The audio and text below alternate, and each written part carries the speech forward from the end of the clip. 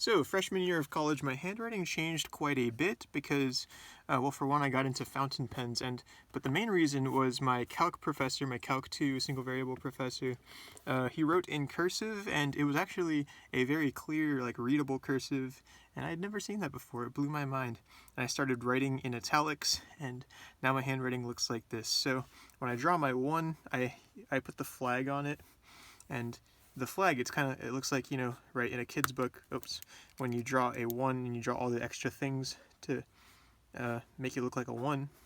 Except when you're drawing a flag and you're trying deliberately to look like there's a flag there, it looks really out of place. But so the way I do it is just think of it as like just a stroke up and down.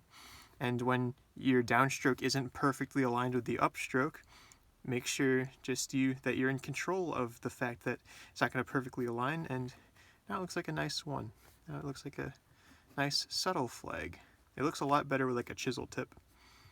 But yes, I'm doing a bad job of explaining it because I messed up all of those. Anyway, let's go to the number 2. I put a lot of weight on the bottom of the 2 just because stable numbers look better. I used to do this in like 2nd grade, but now I hate that. I don't know why. 3, same thing. Put weight on the bottom half of it. See all that weight there? It's just nice. It's a good stable number, I mean, so the number 4, I guess I kind of break the rule because there's a bunch of space there. But here's the thing: if I drew a 4 like that, that's not really putting more weight on the bottom. I think the center of balance, I think it ends up about there. And with this 4, the center of balance is kind of down there.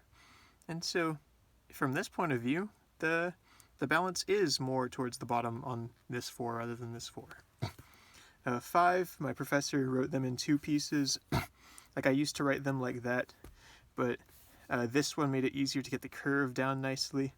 My dad also writes the 5s in 2 separate pieces, and it's really good for adjusting it. Like if you mess up the placement of the 5, you can compensate by just putting the 2nd stroke where you want it. There's kind of a similar trick for writing sigma, capital sigma, I think. And it's like that. If you mess up, then you can compensate with the 2nd stroke. Because people, when they write sigma like this, or just if they try to make it look nice like that, I think it's much harder to make it look nice like that just because you're prone to make a mistake. And I just think this one looks really ugly. But with this one, it's easy to do quick because your hand can just take off with a couple strokes, and it can just compensate if it's missing stuff on the top. You can just compensate with the top stroke and not have to worry about this really because it'll still look good. Number 6, I just write like that.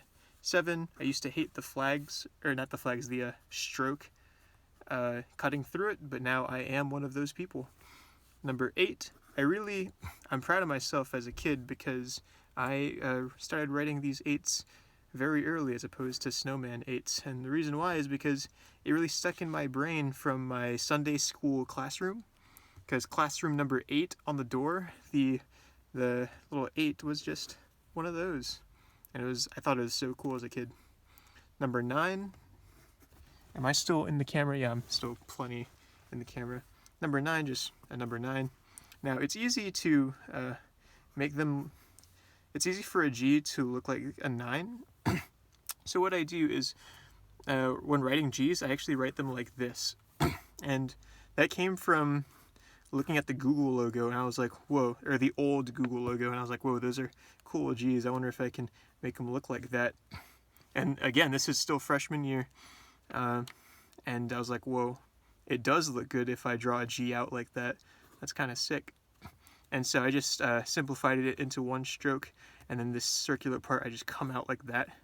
And now it's really easy to distinguish G's. And it's a good letter to know because it is in my name, and it makes it look real unique.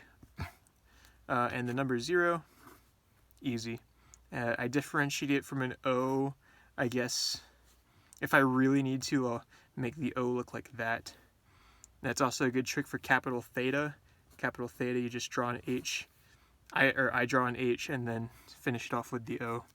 And yeah, episode 1 of handwriting. Subscribe. It's gonna be fun.